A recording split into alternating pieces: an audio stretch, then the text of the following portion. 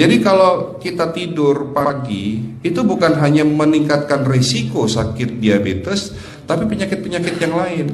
Dan satu hal, Rasulullah mengatakan, jika kita tidur setelah sholat subuh akan meningkatkan risiko pikun, Pak. Pikun loh, Bu. Ya, Pak. Gampang pikun. Lah kalau kita sholat subuh menjelang maghrib setelah asar, apa yang terjadi?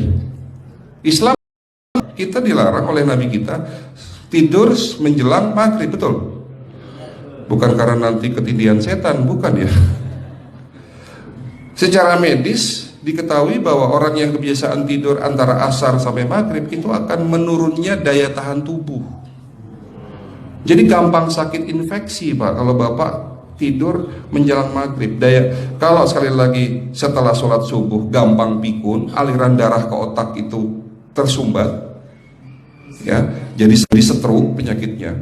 Tapi kalau tidur setelah asar sebelum maghrib, itu daya tahan tubuh kita akan menurun. Jadi gitu ya jawabannya, Bu. Justru ini yang paling materi terakhir ini 6 langkah praktis. Ya, Bapak bisa lakukan di rumah mulai hari ini. Langkah pertama, mulai hari ini jangan makan malam, Pak.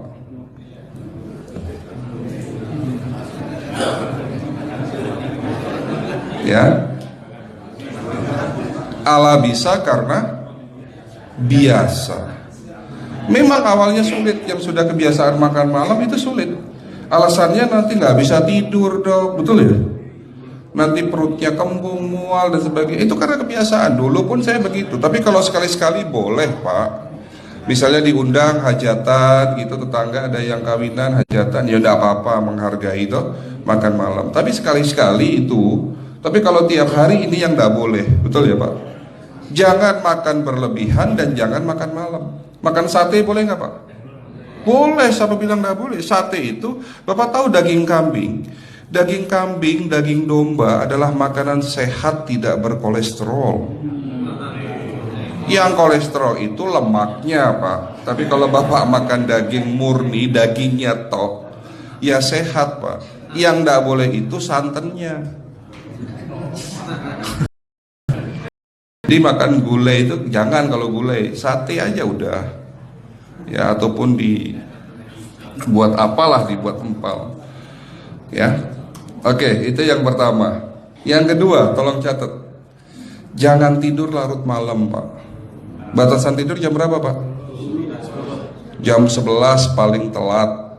Harus sudah tidur. Kenapa? Apa penjelasan medisnya? Orang yang tidur di atas jam 11 akan terganggu fungsi livernya, Pak. Dimana liver kita ini fungsinya banyak. Ya, ada 500 fungsi liver loh, Pak. Fungsi jantung ada berapa, Pak? Fungsi jantung 1. Fungsi jantung tugasnya untuk mompa darah. Fungsi ginjal ada berapa? 2. Absorpsi dan filtrasi. Fungsi liver 500 fungsi. Jadi organ yang paling berat dalam tubuh kita kerjanya adalah liver. Liver akan rusak manakala kalau kita tidur di atas jam 11 malam. Berarti 500 fungsi liver bisa rusak, Pak. Ini salah satu penyebab diabetes. Bukan hanya kerusakan pankreas, tapi rusaknya liver bisa jadi penyakit diabetes, Pak. Jadi kalau sakit diabetes itu yang terganggu itu sebetulnya bukan hanya pankreasnya, livernya pun rusak, ususnya pun rusak. Makanya dalam pengobatan diabetes di klinik kami itu bukan hanya ngobatin pankreas, tapi 3 organ penting ini saya obati: usus, liver, dan pankreas. Kebanyakan kenapa? Kalau dalam pengobatan tradisional mereka tahunya diabetes itu hanya pankreas, ya kan? Tapi di sini dalam pengobatan holistik, orang yang kena liver itu 3 organ ini pasti rusak: usus, liver, dan pankreas. Salah satu penyebab dari kerusakan liver akibat kebiasaan tidur larut malam. Jadi salah satu penyebab diabetes pun bisa karena tidur larut malam. Ya, batasan tidur jam berapa? Sekali lagi, jam 11 harus sudah tidur pulas. Jadi jam 10, setengah 11 paling lambat kita harus tidur pulas. Nanti setelah jam 1 boleh bangun. Yang penting jam 11 sampai jam 1 ini harus tidur pulas. Jadi kalau Bapak mau sholat tahajud jam 2 setengah 3 ya monggo. Ya. Oke, itu yang kedua. Yang ketiga, air putih Pak dijaga sehari. Bagaimana cara minum? Rasulullah sudah ngajarin kita ada 6 sunnah. Harus duduk, pakai tangan kanan, seteguk demi seteguk, membaca basmalah di saat minum, akhiri dengan alhamdulillah, kan begitu. Ya, pagi hari minum 1 gelas bangun tidur sebelum sholat subuh. Setelah sholat subuh boleh teh, tapi juga dibilas dengan 1 gelas air putih. Sebelum mandi nanti Pak, minum air hangat. Kalau Bapak mandinya pakai air dingin boleh, tapi sebelum mandi minum air hangat, biar tubuh kita ini jangan terlalu dingin di saat kita kena air dingin. Sampai maghrib pastikan 2 liter sudah masuk dalam tubuh kita. Malam mau tidur, tolong perhatikan Ibu ya, malam mau tidur jangan banyak-banyak minum. Nggak boleh minum malam itu segelas sampai 2 gelas mau tidur. Cukup seteguk 2 teguk saja. Karena kalau kita minum mau tidur 1 gelas, ginjalnya malah rusak Pak. Ya.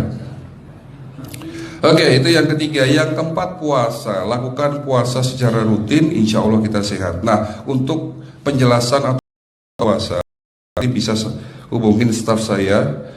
Nanti di bulan Ramadan tahun ini, kalau memang masih ada slot 1 sampai hari ke-20, saya bisa mengisi manasik kesehatan yang berkaitan dengan manfaat puasa untuk kesehatan. Insya Allah kalau memang masih ada slot waktunya, karena kita di bulan Ramadan hanya 20 hari kita ngisi manasik.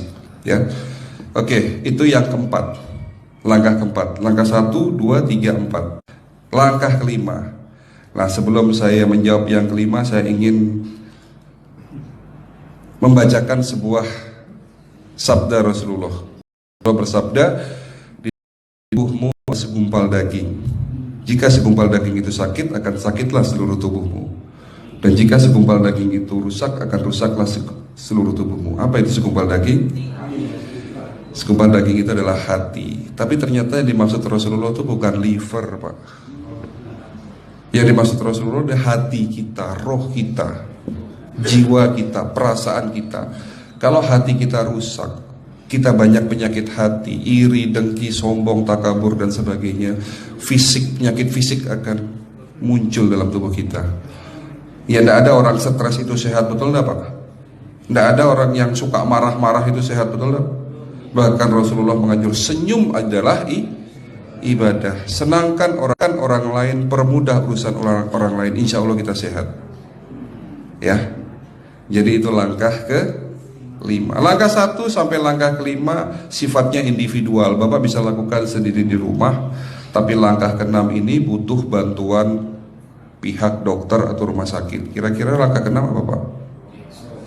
Lakukan pemeriksaan sebelum sakit. Jadi periksa itu jangan nunggu sakit baru periksa. Jangan seperti kayak Bu Ustazah tadi, diajak periksa, jawabannya takut ketahuan penyakitnya. Setelah stroke baru datang ke klinik untuk minta diperiksa.